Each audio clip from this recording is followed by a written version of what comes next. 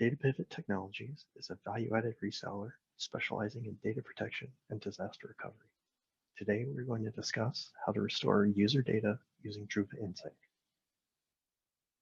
Druva is a SaaS-based backup solution that runs in AWS and requires no on-premises hardware to operate. The platform consists of 3 different products. Druva Phoenix is focused on data center workloads such as VMware, Hyper-V, Microsoft SQL, and Oracle. The Cloud Ranger product is focused on native AWS workloads, so you can manage your snapshots in EC2, RDS, Redshift, and DynamoDB. And finally, the Druva inSync product is focused on endpoints and SaaS services. These include Microsoft 365, G Suite, Salesforce, and Slack. This is the product we're going to be discussing today. We're going to highlight 3 different methods for restoring end user data. The first approach is going to be the inSync administrative console.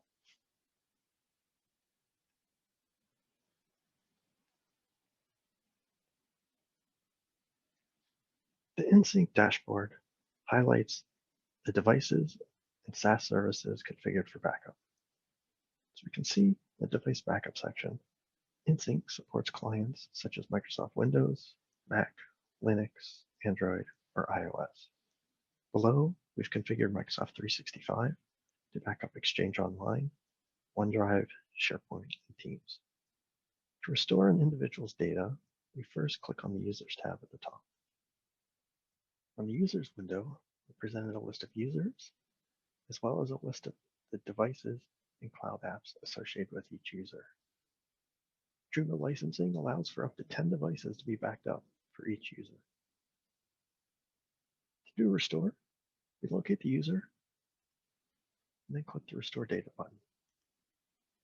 We're then presented with all the data sources associated with that user. Here, we have Windows Laptop, Exchange Online, and OneDrive. Let's look at the Windows Laptop. First thing we need to do is select the snapshot that we'd like to restore from. In this example, let's just take the most recent backup. We can then drill down through the folders, locate the data we want to restore, or we can go up to the search bar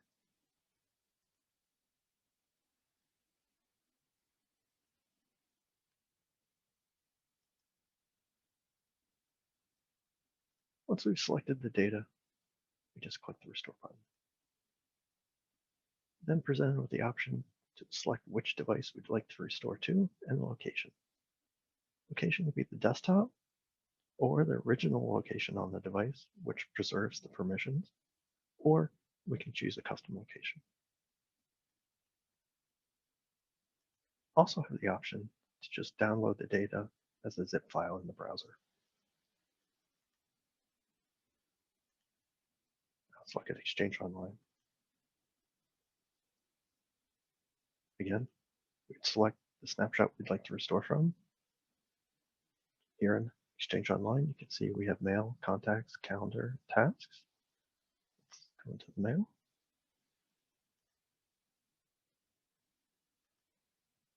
We can select individual messages and click the Restore button.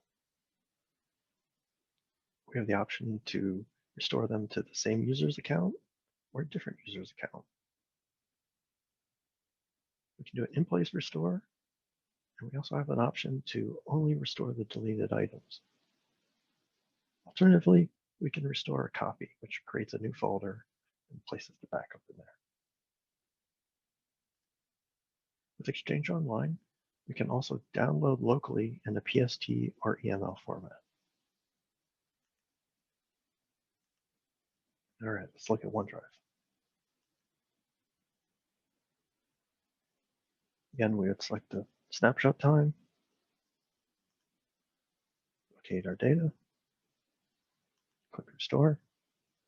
And we can restore to the same user's account, a different user, or we can actually restore the data to the user's device. We've shown you how to restore user data from the admin web console. So now let's jump over to the web console for end users.